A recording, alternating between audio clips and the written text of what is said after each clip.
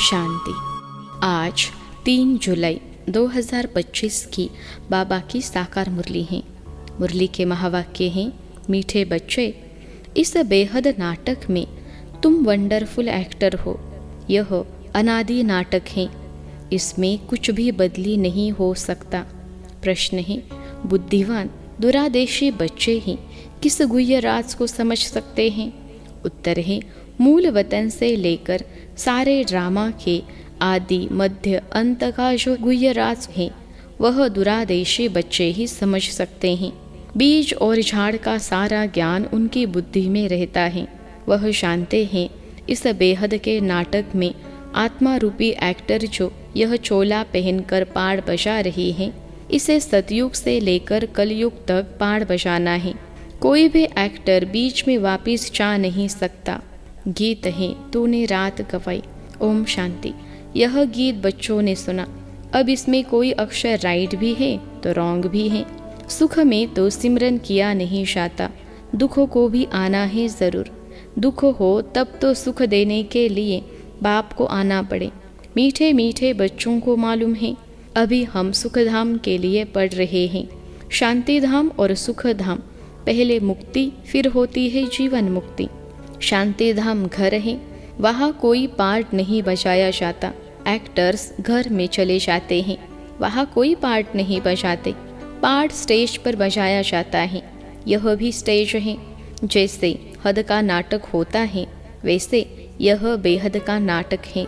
इनके आदि मध्य अंत का राज सिवाय बाप के कोई और समझा न सके। वास्तव में यह यात्रा अथवा युद्ध अक्षर सिर्फ समझाने में काम में लाते हैं। बाकी इसमें युद्ध आदि कुछ है नहीं। यात्रा भी अक्षर है, बाकी है तो याद। याद करते करते पावन बन जाएंगे।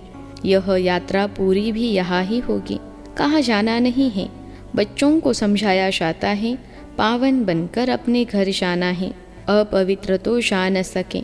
अपने को आत्मा समझना है। मुझे आत्मा में सारे चक्र का पार्ट है। अभी वह पार्ट पूरा हुआ है। बाप राय देते हैं, बहुत सहज, मुझे याद करो, बाकी बैठे तो यहाँ ही हो, कहाँ जाते नहीं हो। बाप आकर कहते हैं, मुझे याद करो तो तुम पावन बन जाएंगे। युद्ध कोई है नहीं। अपने को तमो प्रधान से सतो प्रधान बनाना है। माया पर जीत पानी है। बच्चे जानते हैं 84 का चक्र पूरा होना है। भारत सतो प्रधान था, उसमें जरूर मनुष्य ही होंगे। जमीन थोड़े ही बदलेगी। अभी तुम जानते हो हम सतो प्रधान थे, फिर तमो प्रधान बने, अब फिर सतो प्रधान बनना है। मनुष्य पुकारते भी हैं कि आकर हमको पतित से पावन बनाओ, परंतु वह कौन है, कैसे आते हैं, कुछ नहीं जानते। अभी बाबा ने तुम्हें समझदार बनाया है। कितना ऊंच मर्तबा तुम पाते हो। वहाँ के गरीब भी बहुत ऊंचे हैं यहाँ के साहूकारों से।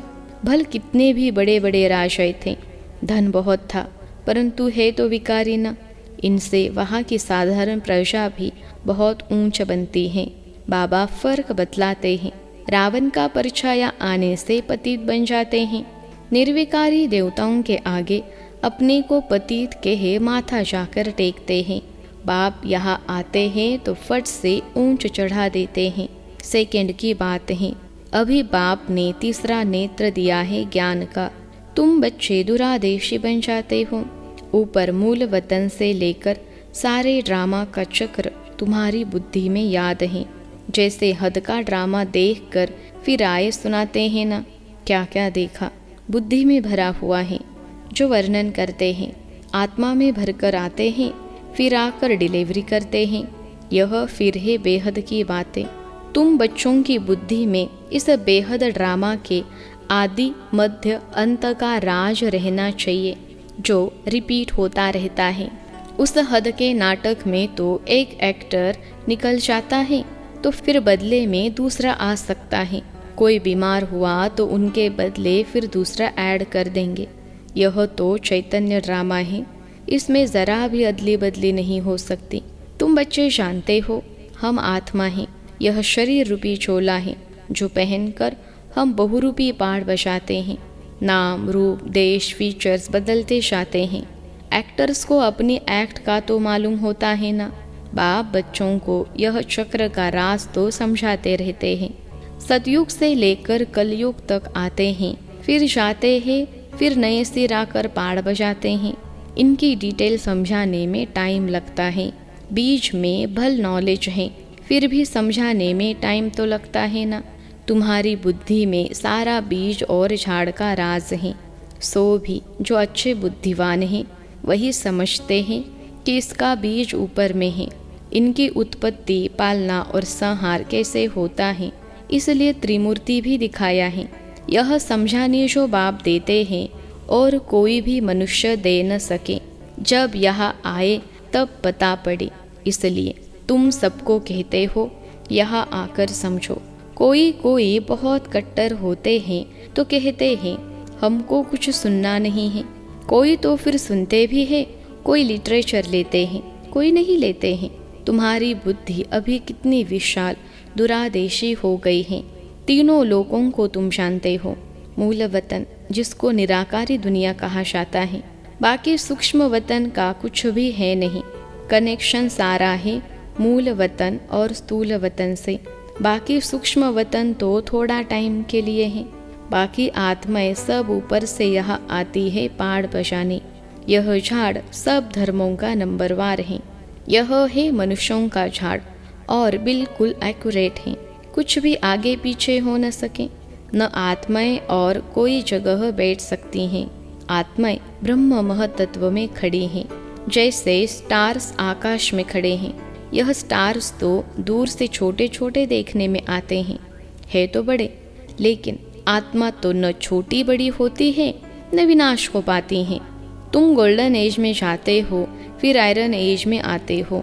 बच्चे जानते हैं हम गोल्डन एज में थे, अब आयरन एज में आ गए हैं। कोई वैल्यू नहीं रही है।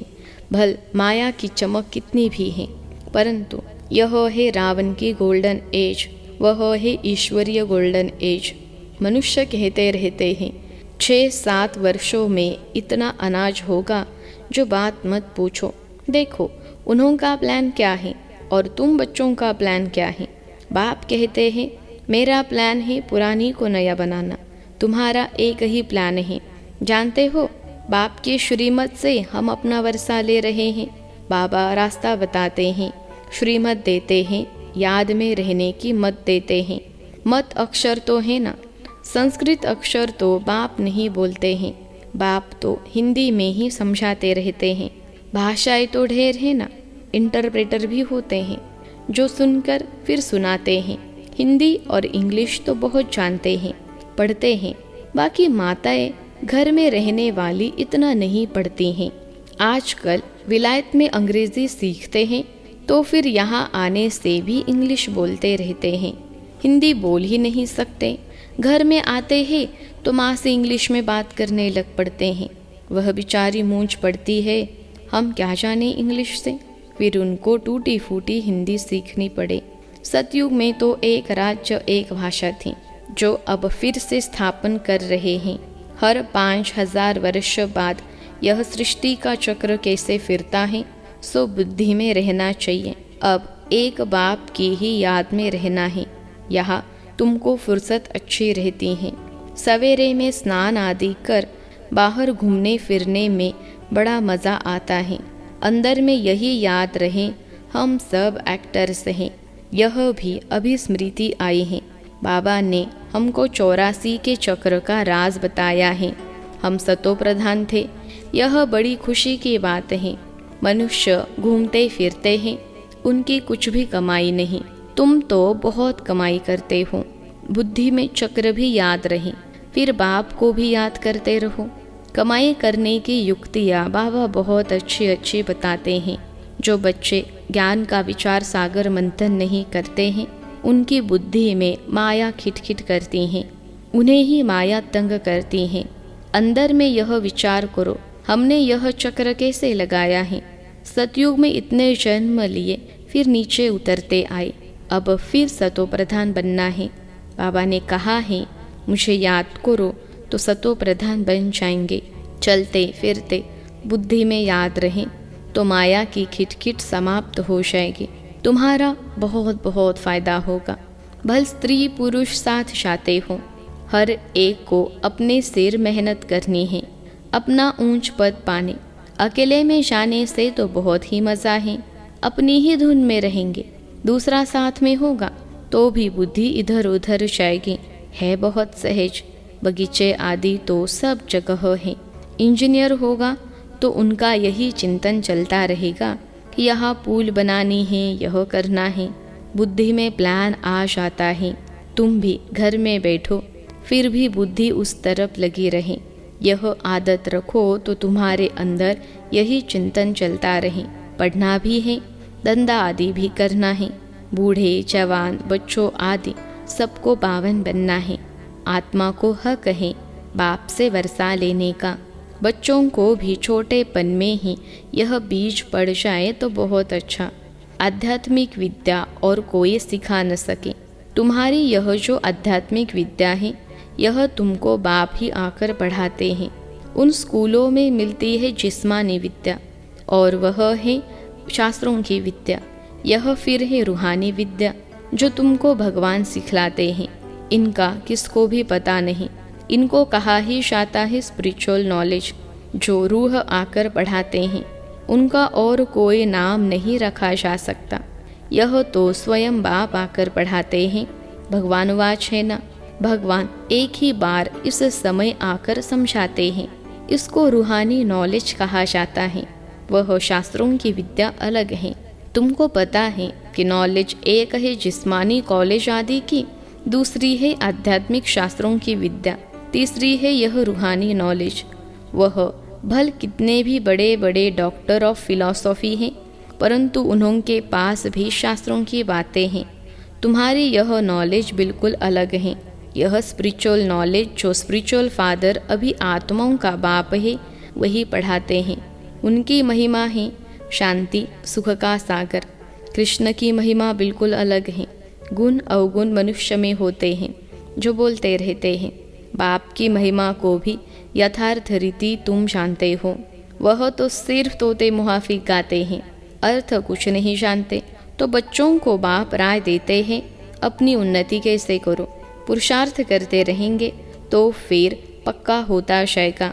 फिर ऑफिस में काम करने समय भी यह स्मृति आएगी। ईश्वर की स्मृति रहेगी। माया की स्मृति तो आधा कल्प चली है। अभी बाप यथार्थ रीति बैठ समझाते हैं। अपने को देखो, हम क्या थे, अब क्या बन गए हैं। फिर हमको बाबा ऐसा देवता बनाते हैं। यह भी तुम बच्चे ही नंबरवार पुरुषार्थ अनुसार जानते हो। पहले पहले भारत ही था। भारत में ही बाप भी आते हैं पहाड़ बचाने। तुम भी आदि सनातन देवी देवता धर्म के हो ना।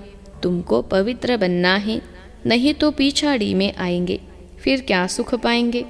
भक्ति जास्ती नहीं की होगी तो आएंगे नहीं। समझ जाएंगे यह इतना उठाने वाला नहीं है। समझ तो सकते हैं ना। बहुत मेहनत करते हैं, फिर भी कोई विरले निकलते हैं, लेकिन थकना नहीं है। मेहनत तो करनी है। मेहनत बिगर कुछ मिलता थोड़े ही है। प्रजा तो बनती रहती है। बाबा बच्चों को उन्नति के लिए युक्ति बताते हैं। बच्चे अपनी उन्नति करनी है तो सवेरे सवेरे स्नान आदि कर एकांत में जाकर चक्र लगाओ, वहाँ बैठ जाओ। तंदुरुस्ती के लिए पैदल करना भी अच्छा है। बाबा भी याद पड़ेगा और ड्रामा का राज भी बुद्धि में रहेगा। कितनी कमाई है, यह है सच्ची कमाई। वह कमाई पूरी हुई, फिर इस कमाई का चिंतन करो। डिफ़िकल्ट कुछ भी नहीं। बाबा का देखा हुआ है। सारी जीवन कहानी लिखते हैं। आज इतने बजे उठा, फिर यह किया। समझते हैं पिछाड़ी वाले पढ़कर सीखेंगे। बड़े बड़े मनुष्यों की बायोग्राफी पढ़ते हैं ना, बच्चों के लिए लिखते हैं। फिर बच्चे भी घर में ऐसे अच्छे स्वभाव के होते हैं। अभी तुम बच्चों को पुरुषार्थ कर सतो प्रधान बनना है। सतो प्रधान दुनिया का फिर से राज्य लेना है। तुम जानते हो कल्प कल्प हम राज्य लेते हैं और फिर गवाते हैं। तुम्हारी बुद्धि में यह सब है। यह है नई दुनिया, नए धर्म के लिए नई नॉलेज। इसलिए मीठे मीठे बच्चों को फिर भी समझाते हैं। जल्दी जल्दी पुरुषार्थ करो। शरीर पर भरोसा थोड़े ही है। आजकल मौत बहुत इजी हो गया है। वहाँ अमरलोक में ऐसी मृत्यु कब होती नहीं।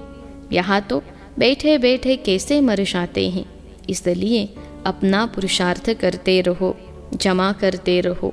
अच्छा, मीठे मीठे सिखलते बच्चों प्रति माता पिता बाप दादा का याद प्यार और गुड मॉर्निंग। रूहानी बाप की रूहानी बच्चों को नमस्ते।